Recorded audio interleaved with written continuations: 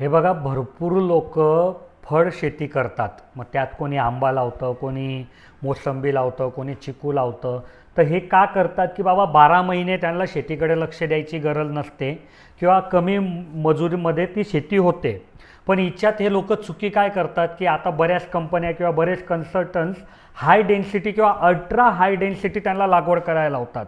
म्हणजे जिथे पूर्वी 2 आंब्यांमधलं अंतर 15-15, 20-20 फूट ठेवलं जायचं, तिथे आता 5-5 फुटावर आंबे लावायला लावतात. आता हिच्यामध्ये अडचण काय येते की बघा, हाय डेन्सिटी किंवा अल्ट्रा हाय डेन्सिटी चांगलं आहे, त्याच्यामध्ये कमी जागेमध्ये उत्पादन वाढतं, पण त्याच्यासोबत त्याचा मेंटेनन्स पण वाढतो ना.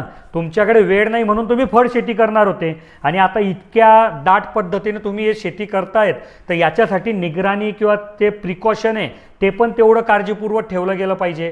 तर मग हे सर्व तुमचे हेतू एकमेकांच्या विरोधात जात आहे. म्हणून जर तुमच्याकडे नॉलेज असेल, तुमच्याकडे मनुष्यबळ असेल, तुमच्याकडे टाईम असेल, म्हणून तुम्ही जर हाय डेन्सिटी काही फळझाडांची लागवड करणार असाल तरच करा. नुसतं कोणी सांगतंय कमी जागेत जास्ती उत्पादन येतं म्हणून करू नका, उगीच पैशाची बर्बादी होते. अशाच ग्राउंड लेवलवरच्या गोष्टी जाणून घेण्यासाठी आमच्या व्हिडिओला लाईक करा, चॅनलला सबस्क्राईब करा. आणि माझे हे प्रयत्न तुम्हाला आवडत असतील की बाबा छोट्या छोट्या गोष्टी तुम्हाला व्हिडिओ स्वरूपात समजावून सांगतो, तर ही व्हिडिओ जास्तीत जास्त शेतकऱ्यांपर्यंत शेअर करा.